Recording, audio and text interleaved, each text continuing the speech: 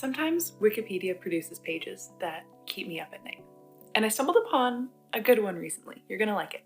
It's called Long-Term Nuclear Waste Warning Messages.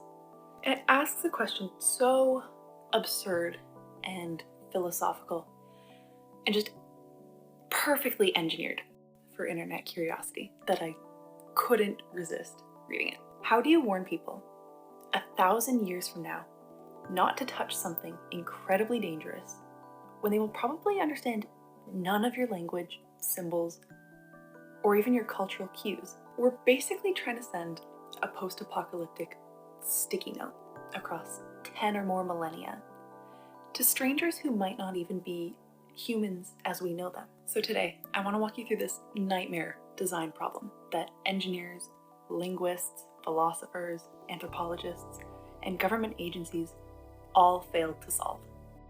And along the way, I'm going to ask you to invent your own warning.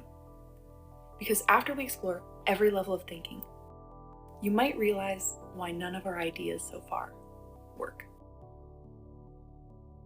Nuclear waste stays dangerous for potentially millions of years, but this problem looks specifically at the 10,000 to 100,000 year range. So to put this into perspective, 10,000 years ago, we didn't have any writing systems. We barely had agriculture. So the US and several international groups tried to anticipate what humans, or whatever comes next, might understand. So there are a few problems here, clearly. One is that symbols decay. Their meaning loses salience over time, and languages will sort of mutate if given enough time.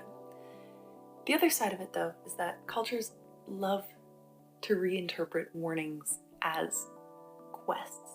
Telling someone not to do something is basically an open invitation for them to go and do it. Let's go through some of the basic strategies that the experts tried and where we think they would fall apart. The first obvious example would be something like pictograms or symbology more generally. Think of a cave drawing. A stick figure touching waist maybe, and then the stick figure dying. Problem is, meanings change.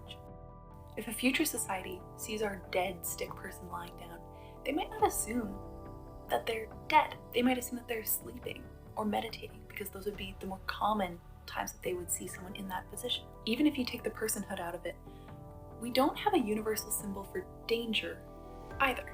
If you see a skull and crossbones, you might be likely to think of something like poison or something as deadly. But in many cultures, skulls actually mean good luck or protection, which could probably get a little confusing in the future. There's a reason you need WMIS training if you work in a lab or with chemicals in general, right?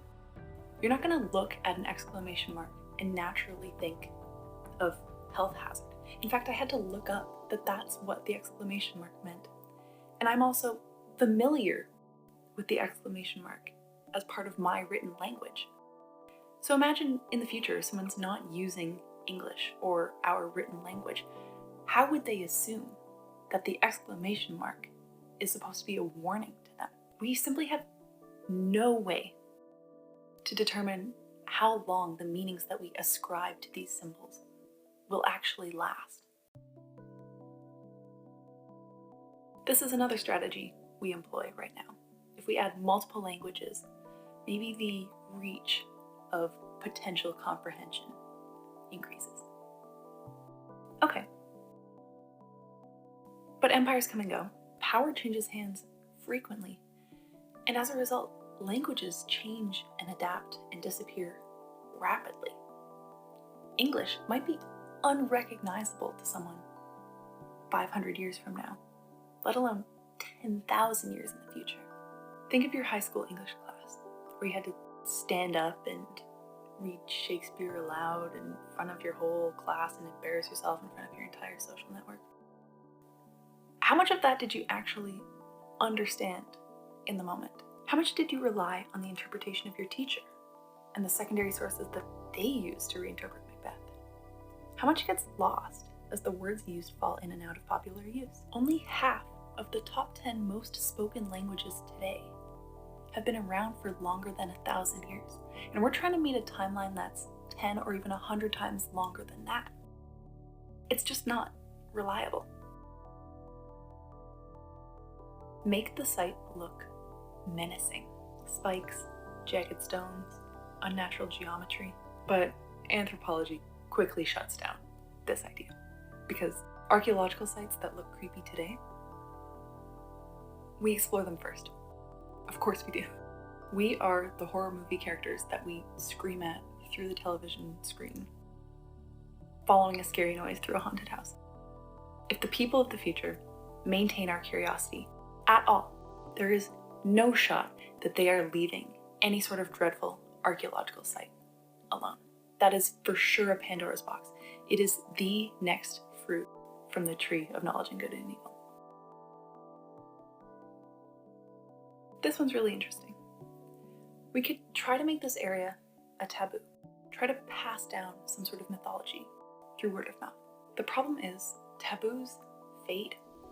It used to be taboo for a woman to be single and living alone and working and childless at 24. It used to be taboo for her to have tattoos or an engineering degree. Better yet, maybe, it still is taboo to be or have all of those things. In many parts of the world, taboos morph over time and geography. So again, we don't have a reliable signal. Or even worse, what if taboo and mythology turned spiritual? Like, what if someone created a religion around this forbidden area? A radioactive pilgrimage is probably the last thing we need or want out of this. So here's your challenge. If you had to warn people 10,000 years in the future not to dig here, what would your message look like? A symbol? A phrase? An object? A structure? Let me know. And don't overthink it. Your idea can be absurd, profound, minimalist, comedic, whatever your brain produced on instinct or through hearing some of these options. Because what we're actually going to explore now is why every idea that you come up with will fail in ways that you didn't expect. Let's break down the deeper philosophical traps. First, we have the linguistic trap, because language is temporary and meaning shifts. This is sort of the philosophy of Derrida, whispering in your ear.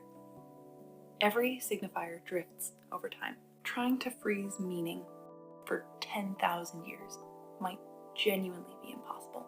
Second is going to be an anthropological trap, because we are naturally curious. We seek meaning in ruins. We look for patterns in chaos. Foucault would point out that power is intrinsically linked to knowledge, and that temptation can actually increase your power. So a forbidden site could become a locus for control or myth. Thirdly, we have a technological trap, because assuming continuity of technology is a form of presentism. We can't assume future people will have our tools, or writing systems, or symbology, or even our senses. Maybe our warnings are invisible to them. Maybe our prescriptions are just meaningless. Number 4, of course, we have a systems trap, because this is the engineering perspective. I talk a lot about designing and validating your systems so that they outlast you. But there's got to be a line here, right? Because designing assuming something will last for 10,000 years is designing for failure. All systems decay. All structures collapse. Entropy eats expertise for breakfast. And finally, we have the psychological trap. People love to explore forbidden things. The reactance effect tells us that restrictions increase desire. If you tell people, do not enter, someone will immediately want to. Ask someone not to think of a white bear, and, well, there's ironic process theory for you. Now you can't not think about it. Here's what I think the deeper truth is, and probably why I was drawn to this problem to begin with. I don't think we're designing a warning. Like, on the surface, yes, that is what we're doing. But I think we have to understand our own biases to really get why we decided to undertake this problem in the first place. what we are designing has to be a reflection of our own anxieties. The problem is yet another mirror. It shows us how fragile our languages are, how arrogant our assumption of permanence is, how small we are compared to geological time, how much we fear being misunderstood, and maybe most obviously, how deeply we want to protect people we've never met. It's a very human problem in maybe the most existential way. Here's my answer to the problem, and it's going to get sappy and poetic for sure, because it's inspired by the Rockies, where I grew up and spent my whole childhood tucked into the ribs of a mountain range older than civilization. In the Rockies, or in the mountains in general, I think you have to learn something that's sort of quietly spiritual. Human warnings disappear, but the landscape around you remembers. Old avalanche signs fade or get wiped out by avalanches themselves. Trail markers rot, cairns collapse.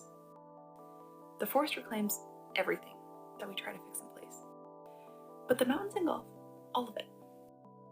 A mountain itself teaches the warning through its form. Whether that be a slope that's too smooth, swaths of trees burned down through the latest uncontrolled forest fire, a valley shaped by past disasters, you can learn to read a kind of geological wisdom. It's a language that doesn't use symbols or texts or designs engineered for 10,000 years. It uses patterns and consequences. It uses the slow honesty of time.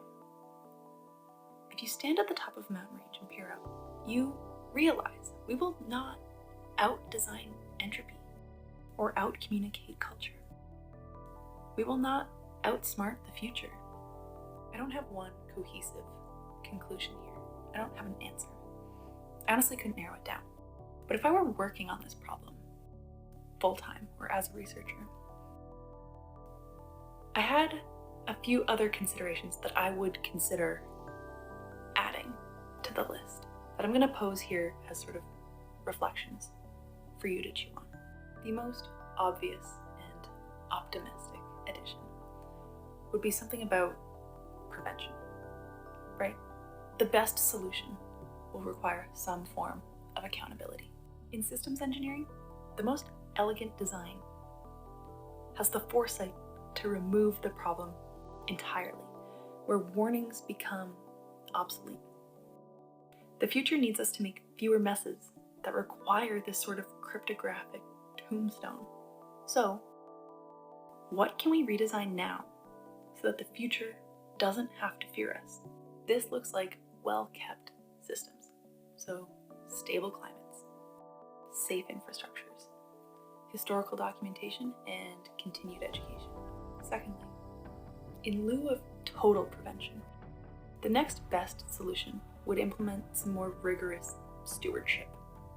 We can't protect against threats of the future, but we can leave the future a landscape that's kinder than the one that we inherited. Designing with care now prevents our descendants from inheriting a home that will ambush them. Like, perhaps since warnings are so brittle, we should focus more on maintenance.